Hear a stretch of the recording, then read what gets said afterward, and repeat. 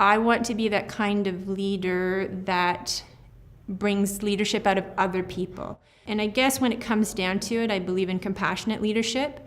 I start from a place of positive assumptions. I like to assume there's good intention behind everything and treat people accordingly.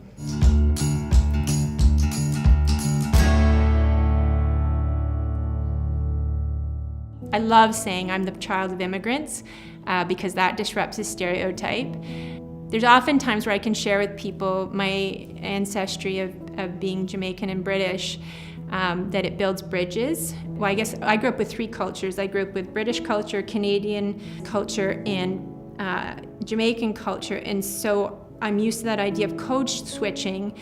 Everything in culture that you're in seems normal, but outside it looks different. And so I'm very used to having a broader understanding of different ways of seeing the world. I think my childhood, when I think about it in relationship to my identity, it was the not knowing where I fit in with my family. My dad's family was British, and that very stoic, quiet stereotype of a British family, and my mom's family is Jamaican. And so when we would go over to England to see my dad's family, we were always being told to be quiet, and we were too rambunctious and too excitable.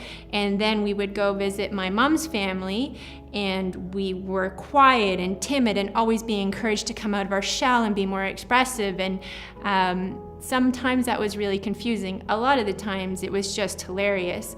But that is a very pronounced memory for me. There's a lot of bravery in my family and a strong belief that if you don't like something, you do something about it. I have to go back to my parents, and before that, my grandparents. My grandfather was a Jamaican pilot for the RAF in World War II, and so he went over to England to train. And met my grandmother, went off to war, was the captain of a Hercules bomber, and unfortunately was shot down and spent 2 years in a POW camp, and then came back to England and my grandmother didn't recognize him after 2 years in a POW camp, and they were married, and 2 weeks later on a boat to Jamaica, a country my grandmother had never really known anything about. And that's where they set about the challenging task of being an interracial couple in 1945. My mom left Jamaica in her late teens to go to England because there was more opportunities for education for women in England. When my parents met, they were trying to figure out where to live. Jamaica, England, Canada's in the middle. My dad could get a job, so they came to Canada with $2,000 and a promise of a job. Race was a factor in my mom's life growing up. We had discussions about stereotypes and oppression.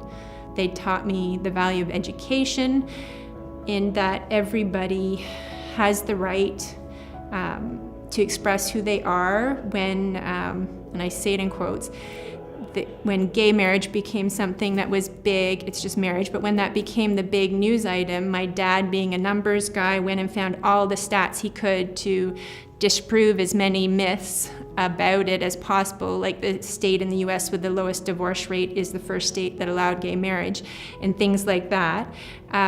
If you see something that's not right, you do something. When you're in a school, you have the opportunity to show people their potential, their possibilities. I am one of those people who got into teaching because I didn't like how I was taught, and I felt invisible in the classroom. My experiences, my reality was never reflected. In working with kids and teachers, we have the opportunity to help them be seen and valued, and to nurture those things that they might be reluctant to bring out. That shy child who helps read announcements, or that shy teacher who then takes on the leadership of a committee or something like that. Those are opportunities to help shape the future, because those are the children in our school are the decision makers of the future. And if we have an opportunity to expand their worlds and their thinking about themselves and those around them, and I think that's really powerful. My family is amazing, hugely supportive of me going forward in leadership and the time commitment that brings with it. What I loved about facilitating was the opportunity to affect change on a larger scale. And I'm glad I went back to the classroom for 4 years and was backgrounded in that frontline, really challenging and important work. And then I got the itch to go back to that larger scale again. And I had some good friends that I consulted with who encouraged me to do so. It wasn't an obvious choice for me at points, but I knew if I didn't, it would be something I would regret. And so I wanted to give it a try, and it really, I think, comes back to the ethos my parents raised me with. If you would like to improve something, get into a position where you can improve it. My name is Tanya Hawthorne, and I'm currently the Vice Principal at William Dunbar Public School in the Durham District School Board. And this is my story.